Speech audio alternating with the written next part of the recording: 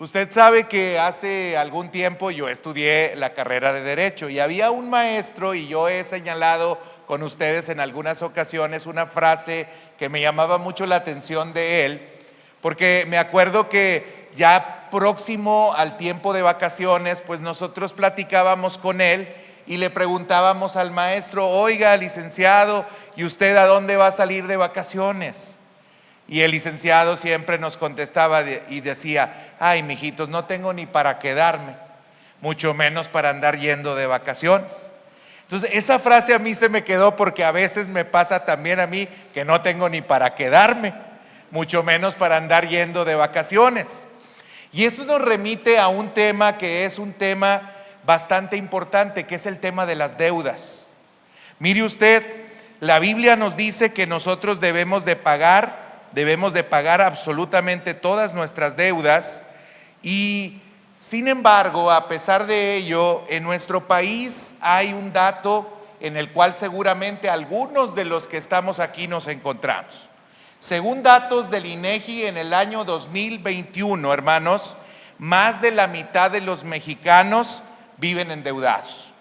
La encuesta reveló que el 99.5% de los hogares del país cuentan con bienes materiales. Sin embargo, el 56.9% de estas familias tienen deudas. Y según datos de Coneval, que es el Consejo Nacional de Evaluación de la Política de Desarrollo Social, también señala en el 2023 que el 34.6% de las personas expresó tener poca o ninguna capacidad para hacer frente a gastos inesperados, porque también reportó que el 45.9% de la población casi nunca le sobra dinero al fin del mes. Y estas mismas encuestas que se realizaron por parte de la Conducef y en este caso a través del Coneval, dice que el 34% de la gente no completó para sus gastos en la fecha en la cual se realizó esa encuesta. Entonces, al ver estos datos, pues parto de un contexto que es bastante general, y no puedo decir, aunque me gustaría decirlo, que algunos de nosotros a lo mejor no nos encontremos en una situación como estas. Sin embargo, al cruzar los datos, porque también hay otro dato interesante que nos habla acerca de cómo el 63% de la población se considera pobre por el nivel de ingresos que tiene. Es decir, de aquí al cruzar datos podríamos hacer algunas preguntas. Por ejemplo, ¿la gente es pobre porque se endeuda o la gente se endeuda porque es pobre? O nos podríamos preguntar, ¿la única razón por la cual la gente se endeuda es porque el dinero no le alcanza para cubrir sus necesidades? Otra pregunta que es más de nuestro orden, porque yo no soy financiero, soy pastor, pero otra pregunta que nos podríamos hacer es: ¿tener deudas es pecado? Una cuarta pregunta quizás que nos podríamos hacer ¿es posible vivir sin deudas? Porque a lo mejor algunos ya, como mi maestro, ya pasó mucho tiempo y dice: pues no veo todavía que me alcance para poder ir o para cubrir necesidades básicas. O hay otra pregunta que nos podríamos hacer en el caso de que nos encontremos en esta condición: ¿es posible salir de deudas? Estas preguntas me resultan interesantes y a lo mejor usted se preguntará: oiga, pastor, ¿y por qué quiere hablar acerca de eso? Porque la Biblia habla acerca de eso. Quisiéramos que no hablara porque son temas a veces un poco incómodos. Quisiéramos que la Biblia no nos dijera nada, pero la Biblia nos habla de estos temas como nos habla de otros muchos, y hay aspectos en nuestra vida en la cual nosotros tenemos que ordenarnos, y Dios dice que tenemos que ordenarnos. Estas preguntas son interesantes porque nosotros hemos estado estudiando la carta a los Romanos y estamos ya en el capítulo número 13. Y ahí en el capítulo 13 hemos dicho, incluso desde el capítulo 12, que el apóstol Pablo habla acerca de las responsabilidades o deberes éticos que nosotros tenemos como cristianos. Y cuando llegué al versículo 8 me encontré con un versículo que dije, ay Señor, este está muy fuerte, porque así de una manera muy corta y muy sencilla, pero muy contundente, el apóstol Pablo dice en el verso 8 al inicio: no debáis nada a nadie. No debáis nada a nadie. Y yo cuando lo empecé a leer, pues y me hacía para atrás y me hacía para adelante, leía un poquito más atrás y leía un poquito más para adelante para ver qué podía yo entender del texto, pero el texto era muy claro. El texto decía: no debas nada a nadie. Y cuando me fui un poquito atrás, nomás me tuve que ir al versículo 7, y el versículo 7 dice: pagad a todos lo que debéis, al que tributo, tributo, al que impuesto, impuesto, al que respeto, respeto, al que honra, honra. Así es que cuando yo leí esto dije, ay, pues no hay forma de que me haga para un lado o para otro. Y a pesar de que, como decía Andrés Manuel López Obrador, pues yo tengo otros datos, me encontré con los datos que estaban en la Biblia y dije, es muy contundente este texto y está diciendo que nosotros debiéramos de pagar todo lo que nosotros debemos. En la Biblia se nos habla acerca de las deudas, hermanos. De hecho, hace algún par de meses, el mismo hermano Carrasco tomó como referencia un pasaje en el cual hablaba acerca de un personaje que era muy comprometido con Dios, que estaba muy entregado con Dios, pero que era un personaje que estaba endeudado. Ahí en el segundo libro de Reyes, en el capítulo 4, versículo 1 al 7, encontramos el caso de un profeta que murió y dejó a la viuda con muchas deudas, de tal forma que los acreedores venían a cobrarle la deuda y querían cobrarse a través de la esclavitud de sus hijos. Y ella se acercó entonces con el profeta Eliseo y le dijo cuál era su situación y cuál era su condición. Y entonces Eliseo le dio algunas instrucciones sobre lo que debía de hacer para poder resolver o para poder atender ese compromiso que tenía con los acreedores. Pero es muy claro que tanto en el Antiguo como en el Nuevo Testamento se nos habla acerca de las deudas y se nos habla acerca de cosas que son cotidianas y que son comunes aún en nuestro tiempo. Por ejemplo, Jesús también incluso utiliza una parábola para hablar acerca del reino de los cielos y habla acerca de la parábola de los dos deudores. Y habla y narra ahí cómo una persona le debía a otra y entonces esta persona que tenía mucho poder y tenía mucha autoridad, pues lo llama a cuentas y ella le ruega que lo perdone por lo que le debe. Y finalmente esta persona tiene consideración por él y le perdona la deuda. Pero saliendo él del lugar donde había sido perdonado, inmediatamente se encuentra con otra persona que le debía algo que era ridículo comparado con aquello que le habían perdonado a él. Y a pesar de ello, esta persona lo empezó a molestar y lo empezó casi a golpear, diciéndole que le tenía que pagar lo que le debía. Y cuando aquel señor que había perdonado la deuda se dio cuenta de lo que éste estaba haciendo, entonces fue y lo tomó y lo echó a la cárcel y le dijo que iba a estar ahí hasta que pagara lo último que le debía. Y si nosotros buscáramos otros pasajes en la Biblia, seguramente nosotros encontraríamos algunos otros pasajes que hacen alusión a las deudas.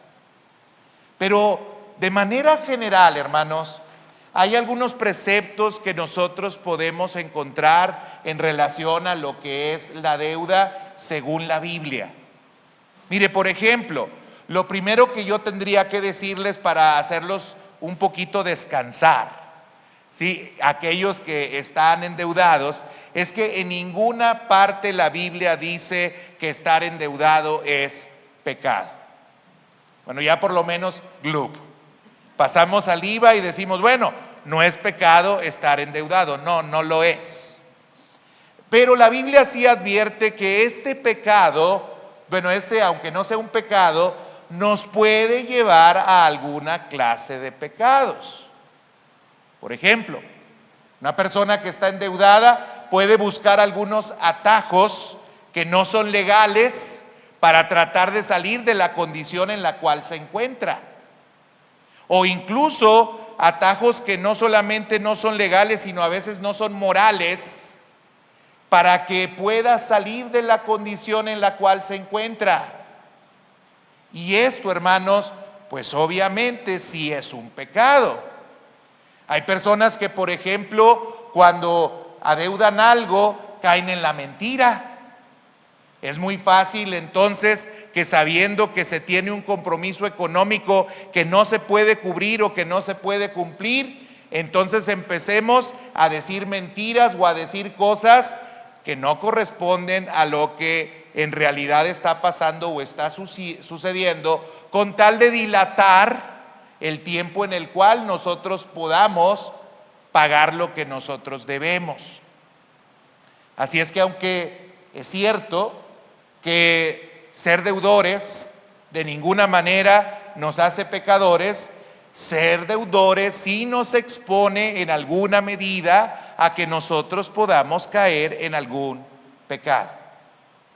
La segunda cosa general que podríamos decir sobre las enseñanzas que hay en la Biblia respecto a la deuda es que en la Biblia se nos exhorta a que si nosotros tenemos deudas, las tenemos que pagar.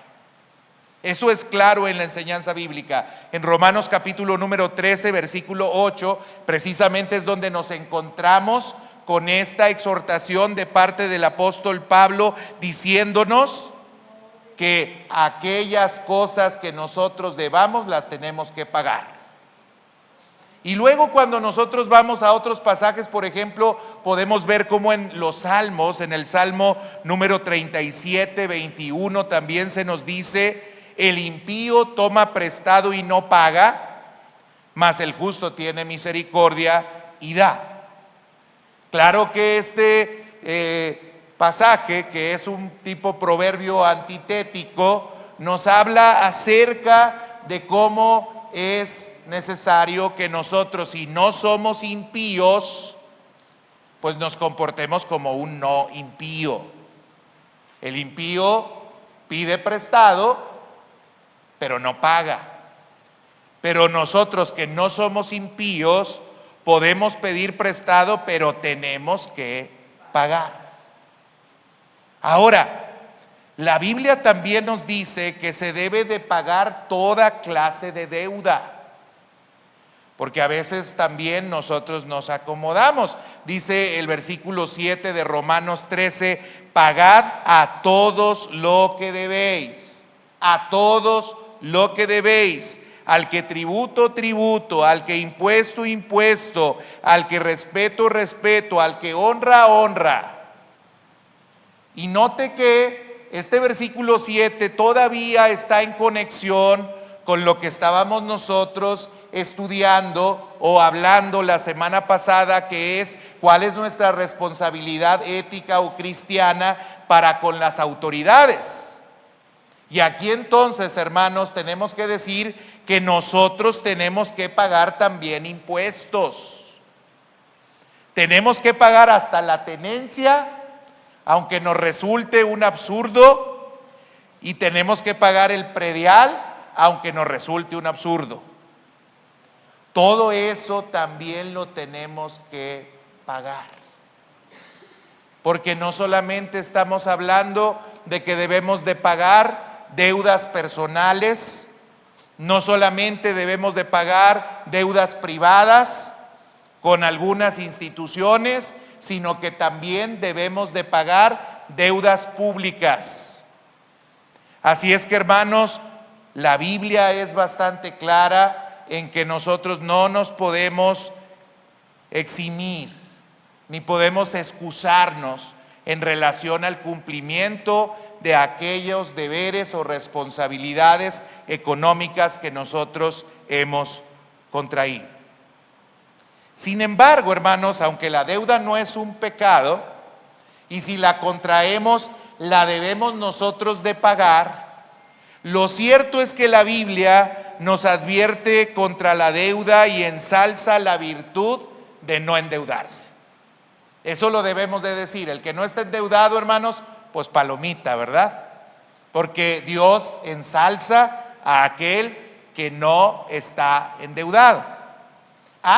Pero ojo, cuando hablamos de deuda, porque luego algunos dicen que no tienen deuda, pero están pagando la casa y tienen una deuda.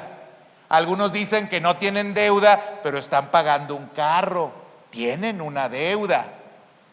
Por eso les digo que a veces nosotros somos como muy acomodados y decimos, no, yo no debo nada. No, sí debes. A lo mejor tu deuda está controlada. A lo mejor tu deuda está bien planeada. A lo mejor tu deuda está bien organizada. Pero muchas veces nosotros, aunque queremos no decir que somos deudores, sí lo somos. Así que si usted se quería meter en este grupo de los que son ensalzados porque no tienen ninguna deuda, yo le diría, usted no debe de deber ni en Coppel, ni debe de deber en Fábricas de Francia, ni debe de deber en Liverpool, ni debe de deber en algún banco, ni debe de deber en alguna empresa automotriz, ni debe de deber en ningún lado, para que usted pueda decir, yo no debo nada. Porque luego somos muy orgullosos y juzgamos a aquel que se sobreendeudó. Pero nosotros también estamos endeudados. Y tenemos que reconocer que estamos endeudados, hermanos. Porque si no lo hacemos, hermanos, podemos correr el riesgo de sobreendeudarnos.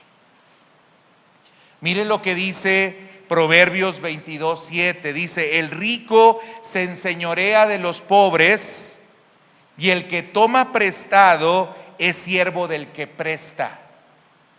Ahí somos advertidos en cómo nos convertimos nosotros en un esclavo de aquella persona a la que nosotros somos deudores. Dice Proverbios capítulo 13, versículo 11, las riquezas de vanidad disminuirán, pero el que recoge con mano laboriosa las aumenta. Este proverbio nos quiere indicar claramente que aquellos que quieren hacerse de bienes por cuestión de vanidad van a disminuir posteriormente en la capacidad que tienen para poder adquirir más bienes o poseer riqueza. Es decir, si usted se quiere ir de viaje a Europa y lo va a pagar con la tarjeta de crédito, pues es un viaje de vanidad, porque usted no tiene la capacidad económica para irse a Europa y está pagando con la tarjeta de crédito el viaje a Europa.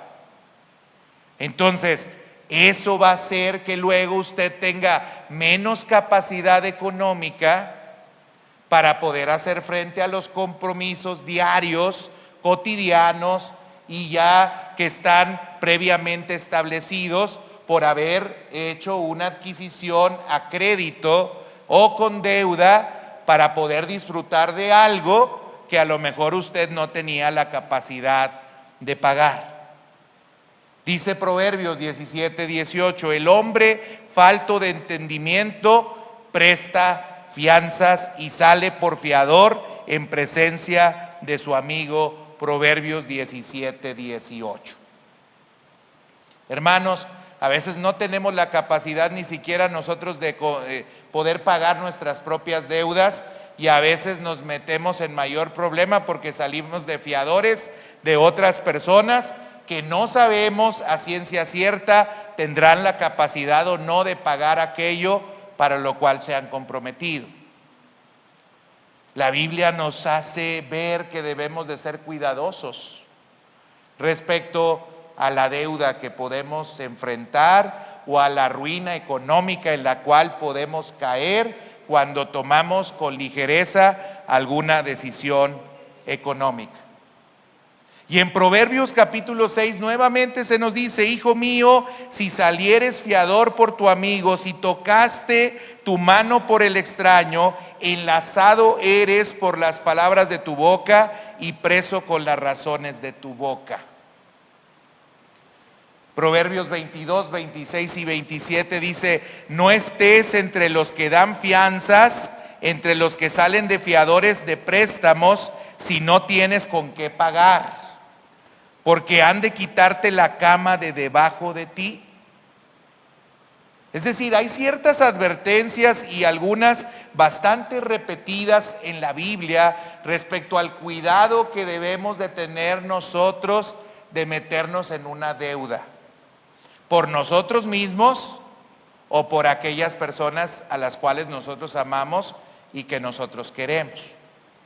Ahora bien, la Biblia también tiene duras palabras de condena a aquellas personas que prestan, pero que abusan de los que están atados a ellos en deuda, pero no condena al deudor. Hermanos, yo quiero ser bastante claro. Por eso inicié con datos de nuestro contexto.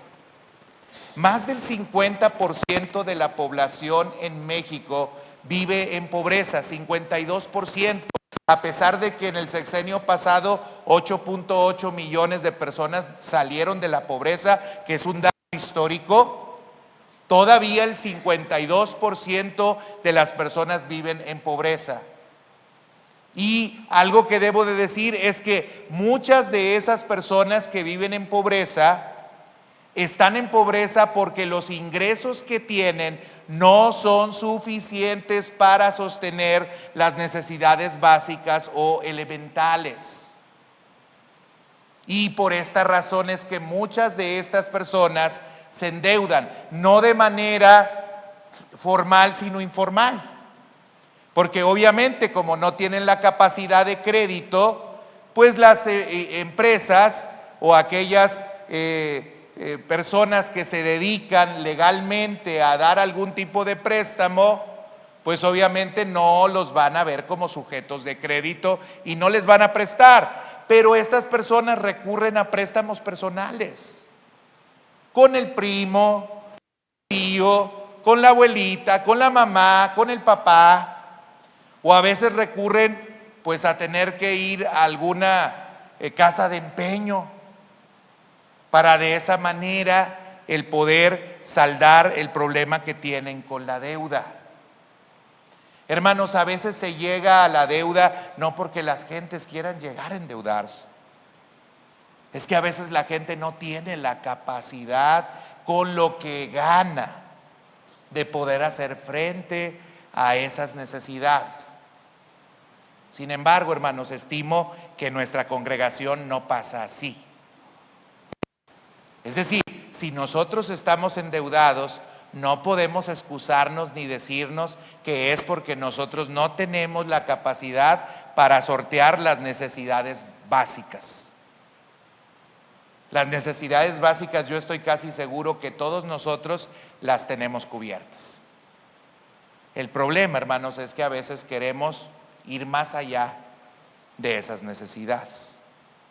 Y pasa mucho el endeudamiento precisamente en la clase media, que también debo de decir que la mayoría de esta congregación nos encontramos precisamente en ese estrato de la población.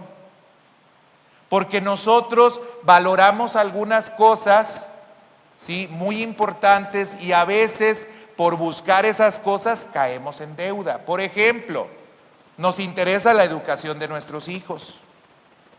Y a veces entonces llegamos a contraer deuda porque llevamos a nuestros hijos a escuelas que nos es difícil, por ejemplo, pagar. Mire, en Estados Unidos el 80% de la población vive endeudada. y gran parte de la población vive del crédito. Incluso aquellas personas que son profesionistas, porque una de las cosas que son más caras en Estados Unidos es la educación. Y entonces lo que hacen es contraer becas, préstamo, que ellos luego tendrán que seguir pagando durante muchos, pero muchos años. Y como requieren de algunas otras cosas para poder funcionar y trabajar, pues van a tener que también acudir al crédito para poder comprar un auto, para poder a lo mejor comprar algunos materiales para poder trabajar, porque se está pagando lo que tiene que ver con la educación. Hermanos, el sistema en el cual nosotros vivimos nos lleva prácticamente a la esclavitud. Cuando uno analiza los sistemas sociales, económicos, a lo largo del tiempo, se da cuenta que los nombres de los que participan de ese sistema solamente cambian, pero las situaciones permanecen o prevalecen más o menos igual. El burgués y el proletario. Pero finalmente la situación es exactamente la misma. Les cambiamos los nombres, pero regularmente hay una clase que no tiene la capacidad para poderse hacerse de algunas cosas y que tiene que recurrir a la deuda. Hermanos, no todos se endeudan nada más porque quieren estar endeudados, pero hay otros que sí lo hacemos cuando podemos evitar. No todos se endeudan, lo vuelvo a repetir, porque no tengan otra alternativa. Algunos de nosotros nos endeudamos porque nosotros así lo decidimos y así lo queremos. Pero ojo, es un pecado. Y en la decisión financiera, lo que la Biblia enseña es que Él habla duramente contra aquellas personas que prestan y que quieren aprovecharse de lo que le prestan a las personas. Miren lo que dice Levítico 25:36. Levítico 25:36 dice: si le prestas dinero, no le pedirás que te pague intereses o ganancias. Al contrario, tendrás temor de tu Dios y tu hermano vivirá contigo. Mira lo que dice Éxodo 22:24. Si le prestas dinero a alguna persona pobre de mi pueblo que viva contigo, no te portes con ella como un prestamista ni le cobres intereses. Miren lo que dice Levítico 25:35 al 37. Si algunos de tus compatriotas queda en la ruina y recurre a ti, debes ayudarlo como a un extranjero de paso y lo acomodarás en tu casa. No le quites nada ni le cargues intereses sobre los préstamos que le hagas. Al contrario, nuestro temor por tu Dios y acomodarás a tu compatriota en tu casa. No le cargues interés al dinero que le prestes, ni aumentes el precio de los alimentos que les des. Hermanos, esto que yo les estoy diciendo, incluso hasta personas no cristianas saben que no debiera de ser. Mire, por ejemplo, el filósofo griego Aristóteles escribió en su libro La Política lo siguiente: lo más aborrecido la más aborrecida de todas las formas de obtener dinero, y con justa razón, es la usura, porque en ella la ganancia procede del dinero mismo y no de los objetos naturales. El dinero estaba destinado al uso de intercambio y no para incrementarse por medio del interés. El término interés, que significa la creación de dinero a partir del dinero, se le aplica también a su multiplicación. De todos los modos posibles de obtener riquezas, este es el más contrario a la naturaleza. Conclusión: la usura siempre se ha opuesto al trabajo.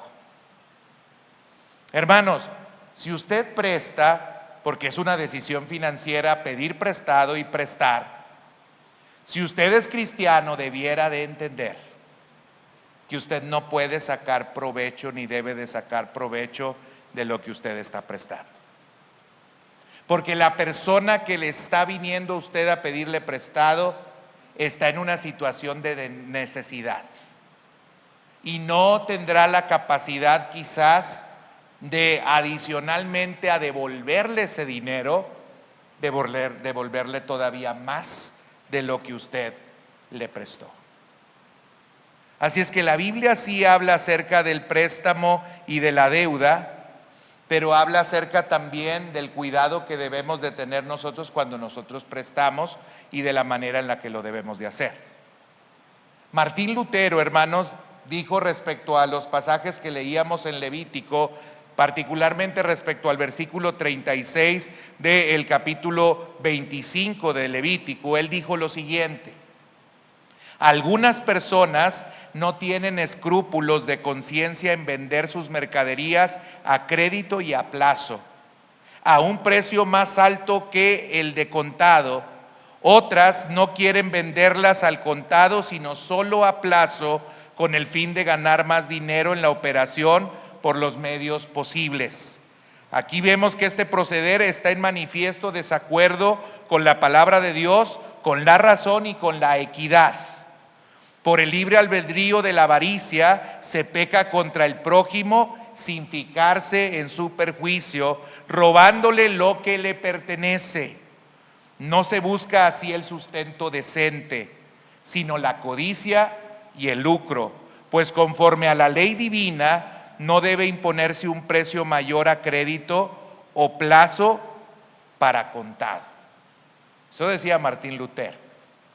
Para aquellos que se dedican al comercio, pues a lo mejor esto no les cobra mucho sentido y se les hace muy difícil de que se pudiese aplicar. Pero la Biblia habla en este sentido. Proverbios 22:8 dice que el que aumenta sus riquezas con usura y crecido interés, las acumula para el que se apiada de los pobres. Ezequiel 18:13, cuando habla acerca de las almas que vivirán y de las almas que morirán, dice: el que prestare interés y tomare usura, ¿vivirá no vivirá? Todas estas abominaciones hizo, de cierto morirá, su sangre será sobre él. Y luego en el versículo 16 y 17 de Ezequiel 18 también dice, cuando habla de los que viven, dice: ni oprimieren a nadie, la prenda no retuviere, ni cometiere robos, al hambriento diere de su pan, y cubriere con vestidos al desnudo, apartaré su mano del pobre, de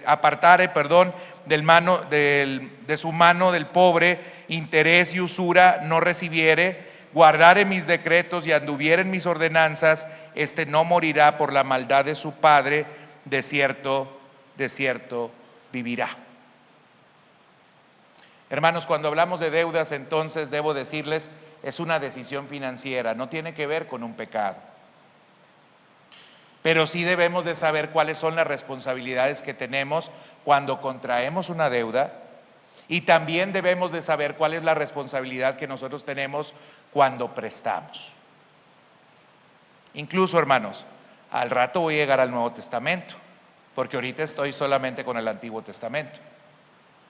De estos pasajes del Antiguo Testamento, hermanos, solamente puedo decir que no debemos de aprovecharnos de la necesidad ajena para explotar al pobre con interés. De esto debo decir que por encima del interés y por supuesto contra el pecado de la usura está la ayuda a los pobres. Lo importante es la generosidad a los necesitados. Podemos concluir en base a estos pasajes que Dios ama a los pobres, a los necesitados, y el cristianismo debe de servir a aquellos que son pobres y que son necesitados, porque cuando le servimos a ellos, servimos al Dios mismo. El cristiano debe de ayudar de la manera que pueda. La cuarta cosa que puedo desprender de esos textos es que el combate a la usura es una de las medidas por las cuales Dios trabaja y previene la injusticia en su pueblo. Hermanos, cuidado cuando prestamos y nos queremos aprovechar. La tercera pregunta que yo me podría hacer, entonces debemos de pedir prestado y debemos de prestar.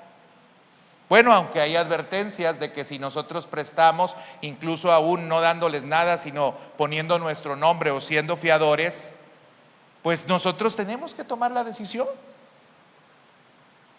Alguien decía que cuando nosotros tenemos que tomar la decisión de prestar, algo que nos tendríamos que preguntar es: ¿qué es más importante para nosotros? ¿El dinero o la persona? Y si lo tenemos claro, entonces tomemos la decisión. Porque si tú vas a prestar, pero lo más importante para ti es el dinero, entonces si la persona te va a quedar mal, seguramente te vas a meter en un problema serio con esa persona, porque lo que más te importa no es la persona, sino recuperar tu dinero. Pero si lo más importante para ti es la persona y aún así, sabiendo que estás corriendo un riesgo, quieres tomar la decisión, tómala. Pero lo que sí debes de saber es que no puedes entonces, así como la parábola que refería al principio de aquel que le habían prestado, no puedes estar oprimiendo ni molestando a aquella persona que tú le prestaste. La Biblia dice: si alguien te pide, dale. Dale. No dice préstale. Por eso les dije, y va a llegar al Nuevo Testamento. Aquel que te pide, dale. Hermano, cuando usted presta, debiera de tener en mente que usted está dando. Fíjese lo que le estoy diciendo. Cuando usted presta, debiera de tener en mente que usted está dando. Si se lo regresan, qué bueno. Pero si no, debiera de tener en mente que usted está dando.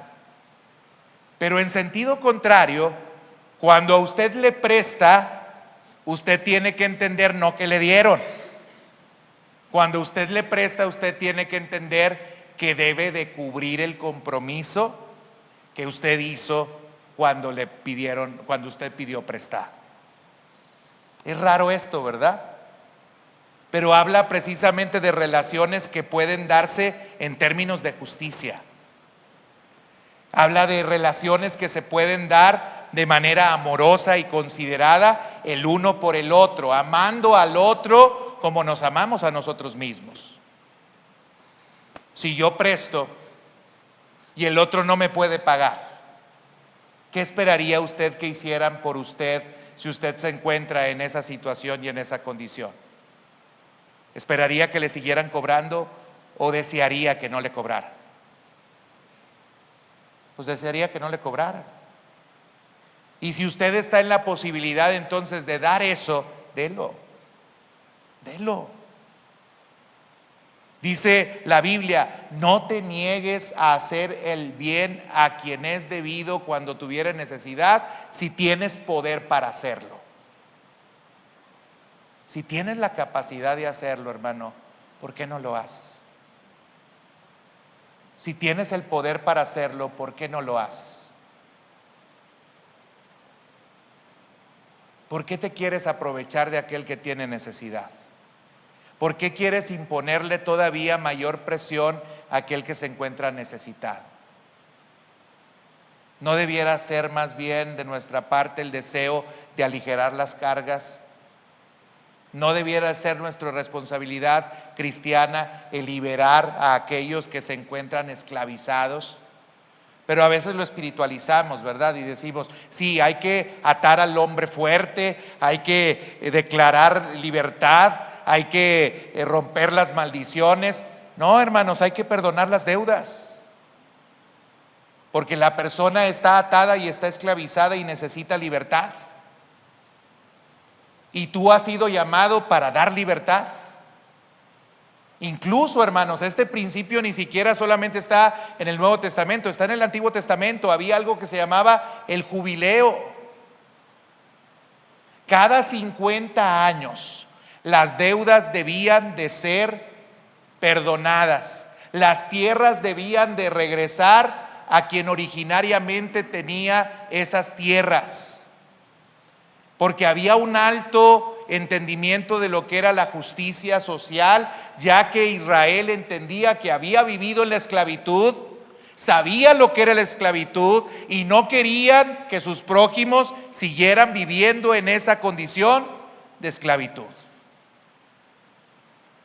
¿Cuántos de nosotros estaríamos dispuestos a vivir el jubileo y a decir, le voy a perdonar, no me debes nada, te voy a soltar, no te voy a pedir nada? ¿Cuántos estaríamos dispuestos a hacerlo? Es una pregunta que nosotros nos tendríamos que hacer. ¿Y sabes qué? ¿En base a qué? En base también a la Escritura. El que ama el dinero no saciará de dinero, y el que ama el mucho tener, pues no dejará de procurar o de buscar el bien. Hermano, ¿cuánto amas el dinero? ¿Cuánto amas el dinero que no lo puedes soltar o no lo puedes dejar o no lo puedes dar? Hermanos, la Escritura nos muestra cómo en el libro de los Hechos, en el capítulo número 2, en el versículo número 45, se nos dice que la iglesia, esa iglesia que estaba llena del Espíritu Santo, esa iglesia que había sido investida del poder de Dios, verdadero poder, vean lo poderoso que es nuestro Dios para transformar la vida de las personas, hacía esto y vendían sus propiedades y sus bienes y lo repartían todos según la necesidad de cada uno. Hermanos, el poder de Dios no solamente es para que nosotros temblemos y nos caigamos y hablemos en lenguas. El poder de Dios es para que nosotros podamos sacar de nuestro corazón el egoísmo. Es para que nosotros podamos sacar de nuestro corazón ese deseo que tenemos por acumular y por generar cada día más riqueza. El poder de Dios es para transformarnos y para ser personas que estamos dispuestas a no mirar por sí mismos, sino mirar por los demás. Así le decía Pablo a Timoteo, no mirando cada uno por lo suyo propio, sino cada cual también por lo de los otros. Hermanos, las desigualdades sociales que hay no son porque hay personas que son flojas, aunque sí hay muchas que lo son. Pero no es la principal razón, hermanos. Cuando usted diga eso delante de mí, cuídese porque me lo voy a tundir. Cuando usted diga alguna vez que el pobre es pobre porque quiere, cuidado porque me lo voy a tundir, no lo diga. Porque, hermanos, es manifestar una gran ignorancia y es también expresar y manifestar un gran orgullo. Es pensar que tú tienes lo que tienes porque eres muy bueno y eres muy capaz. Lo que tienes lo tienes por gracia. Lo que tienes es porque Dios te dio oportunidades para tenerlo. Lo que tienes lo tienes porque Dios es el Dios de toda gracia, es el Dios que hace abrir las ventanas de los cielos para derramar toda clase de bendición sobre nosotros. Lo que tú tienes, lo tienes solamente por misericordia. Si te has llegado a creer que lo que tú tienes lo tienes porque eres mejor que el otro, estás bien equivocado. Y cuidado porque a Nabucodonosor lo pusieron en su lugar. Y le dijeron que Dios los ponía y Dios los quitaba cuando Él quería. Hermanos, tú y yo somos administradores. Si Dios te ha dado más que administrar, tendrías que pensar cómo estás administrando. Si estás buscando ganar, ganar, ganar, acumular, acumular, acumular, tener más, tener más, tener más, y no estás considerando a tu prójimo, pues debieras de considerarlo. Debemos pedir prestado Pues es una decisión financiera. Debiéramos de pensar si tenemos la capacidad para pagar. Debiéramos de pensar si lo que estamos pidiendo prestado es una necesidad o no lo es. Es una decisión financiera. ¿Vas a prestar? Pues la Biblia dice que no debiéramos de rehusar el préstamo si tenemos la necesidad, tenemos la capacidad de hacerlo. Y por último, hermanos, esto creo que es también bastante importante. ¿Cómo salir de las deudas? Porque nuestros hermanos a lo mejor no las pueden perdonar porque tienen el Espíritu de Cristo. Pero si tú le debes al banco, no te va a perdonar. ¿Sí?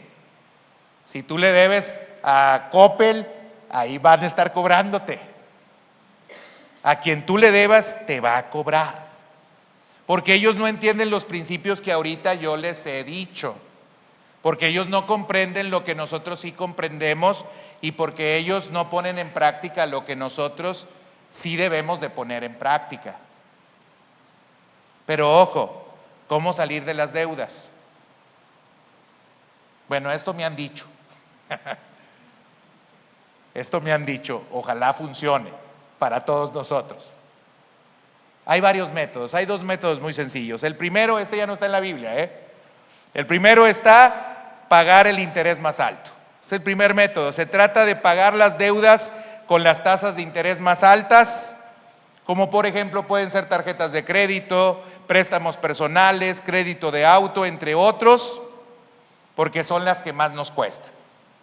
Esa es una forma, empezar por lo más pesado, o lo que, no lo más pesado, sino más bien lo que genera más interés, para evitar el que nosotros nos endeudemos más, por el alto interés que se está pagando si nosotros no, se está cobrando si nosotros no estamos pagando.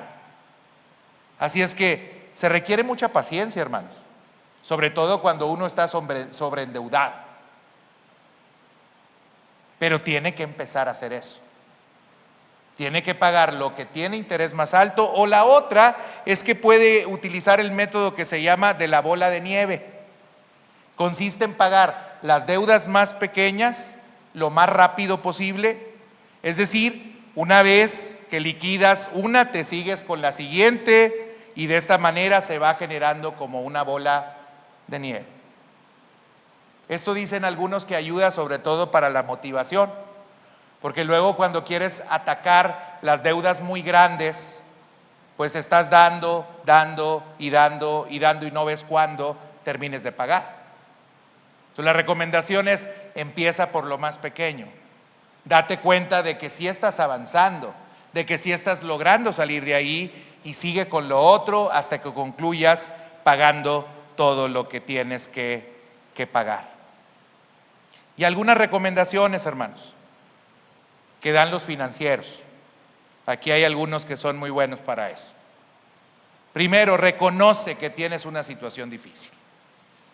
Hermanos, mientras no nos sentemos a hacer cuentas y darnos cuenta en la condición en la que nosotros nos encontramos, hermanos, no nos vamos a dar cuenta del tamaño del problema en el cual nosotros nos encontramos. Es muy importante. Yo sé que nos da miedo porque mejor quieres no saber, ¿verdad? Dice que el que nada sabe, pues nada teme. Pero ya cuando conoces tu realidad y dices, ay, Señor, ¿es todo esto? Sí, es todo eso. Así es que reconoce que tienes una situación difícil.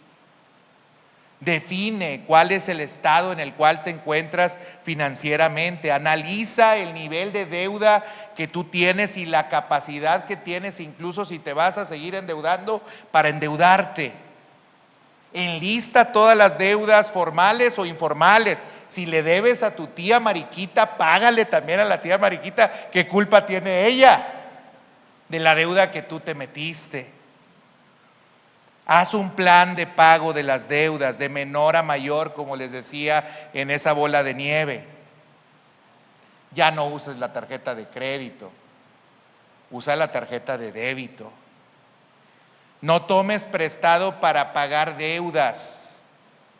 Restringe gastos que no son necesarios. Tenemos deuda, pero seguimos yendo al cine y a comer a otros lugares. No entendemos que la prioridad tendría que ser pagar la deuda y luego divertirnos. No te dejes llevar por ofertas especiales. Ay, es que es al 3x1, pero ni lo necesitas. Y ahí vas y compras cuando no lo necesitas. Y sobre todo, y esto sí, hermanos, tiene que ver con algo que la Biblia nos enseña, debemos de tener dominio propio o autocontrol. Pablo decía que él sabía vivir cualquiera que fuera su situación, que sabía vivir tanto en la escasez como en la abundancia. Para todo él decía estar preparado, porque todo lo podía en Cristo que lo fortalecía. Y esto es bien interesante porque este pasaje es el último que utilizamos para situaciones económicas. Siempre andamos pensando en todo lo puedo en Cristo que me fortalece cuando no estudian los muchachos para el examen y van a presentar el examen. Así se van, es como Ave María, dame puntería. Ellos, en lugar de utilizar el de Ave María, es todo lo puedo en Cristo que me fortalece. Ponte a estudiar. ¿Cuál todo lo puedo en Cristo que me fortalece? Ponte a estudiar, si no te va a ir como en feria. Pero este pasaje sí está aplicado a la cuestión financiera, hermanos. Sí, a lo mejor, como decía mi maestro, no tenemos ni para quedarnos, pero todo lo podemos en Cristo que nos fortalece.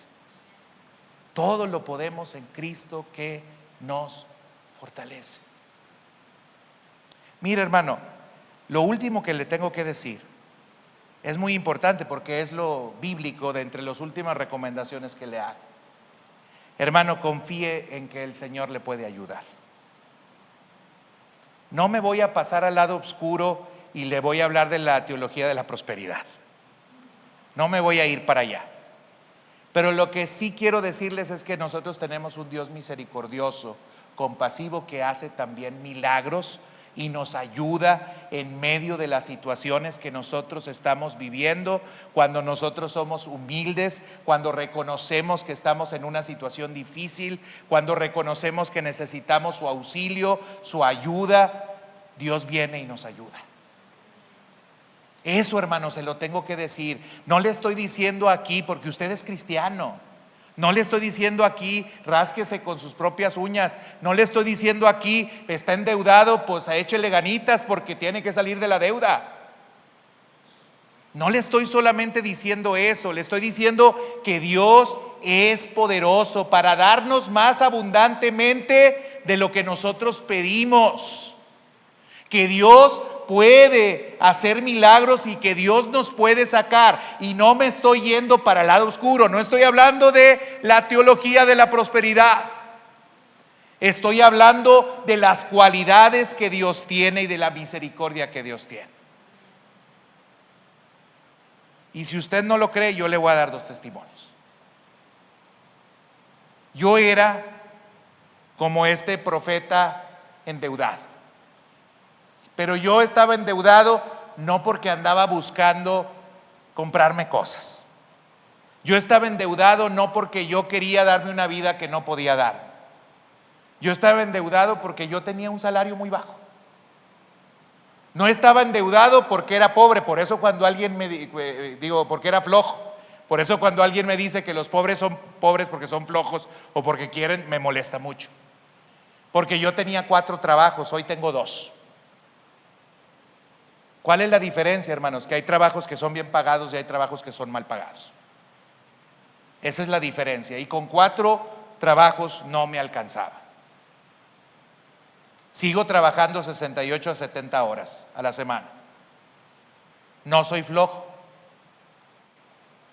Pero mientras que a lo mejor uno puede cobrar por una consulta 700, 800 pesos, yo tengo que pagar mi hora a 80 pesos. Tengo que recibir ese pago de 80 pesos. Pero así estaba. Y no dejaba de echarle ganitas y de esforzarme. Y saben, no podía ni comprar una casa, no podía ni comprar un carro. Yo no podía aspirar a tener un carro de buen modelo. yo no podía aspirar a comprar una casa porque yo no era sujeto de crédito además. Porque también en los empleos en los que yo estaba, a pesar de que ganaban mucho dinero, me explotaban porque eran escuelas privadas que para que no hicieras antigüedad, te cortaban la antigüedad cada que se acababa el semestre. Y entonces yo nunca podía tener puntos en Infonavit. Nunca podía alcanzar el Infonavit porque siempre no tenía la continuidad. Dios hace milagros. Por eso les digo, yo no solamente les voy a decir échenle ganas. O sea, yo les voy a decir, tienen un Dios todopoderoso. Que cuando yo menos me lo imaginaba y cuando yo menos me lo creía, mi papá hasta me caía mal en ese tiempo. Perdón, lo voy a decir.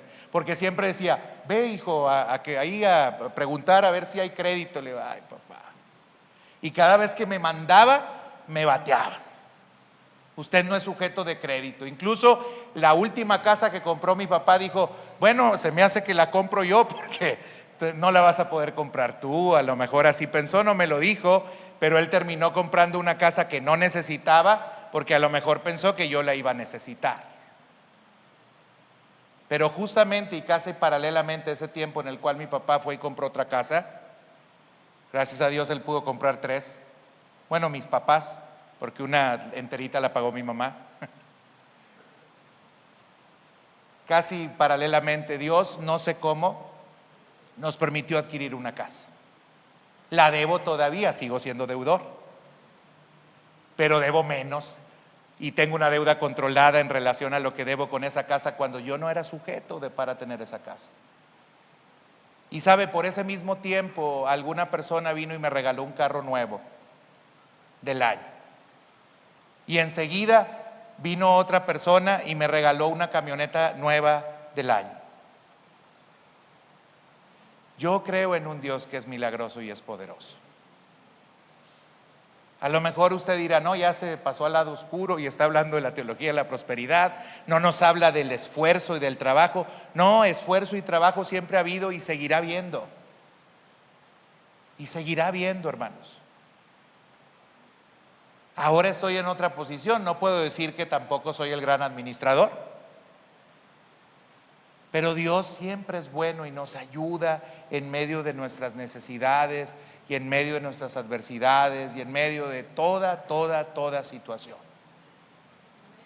Joven fui y he envejecido, no mucho, pero sí he envejecido, y no he visto justo desamparado ni su simiente que mendigue pan.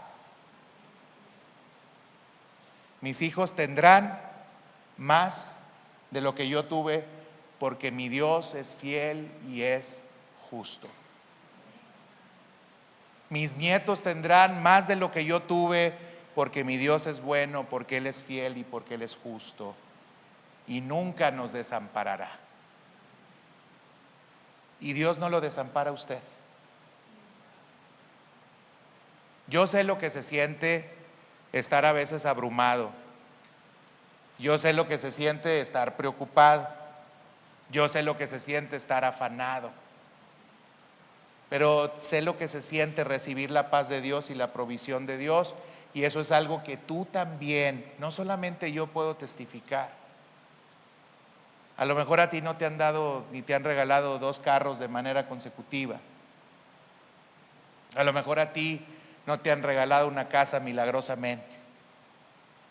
Pero esto es cierto, no he visto justo desamparado ni su simiente que mendigue pan. Y esa es una verdad que está contra cualquier cosa. Hermanos, partí diciendo que no debamos nada a nadie. Pero quiero cerrar diciendo que Dios nos puede ayudar para no deberle nada a nadie. Que Dios nos puede ayudar para que salgamos de esa situación, que Dios nos puede dar dominio propio, que Dios nos puede fortalecer para que aprendamos a vivir en las condiciones en las que nosotros estamos, para disfrutar de la vida, tengamos o no tengamos algunas cosas. Dios está presente. Así es que yo no quería cerrar nada más con el imperativo, ni quería terminar con el dedo acusador diciéndoles a todos ustedes: si deben, pecadores, arrepiéntanse. Yo lo que quiero decirles es que en Dios hay gracia, hay perdón, hay amor, hay misericordia, hay comprensión, hay ayuda, hay provisión. En Dios hay todas esas cosas. Y si tú las necesitas, ven. Ven al que puede dártelas, ven al que puede responderte y al que te puede ayudar. Vamos a ponernos de pie y vamos a orar.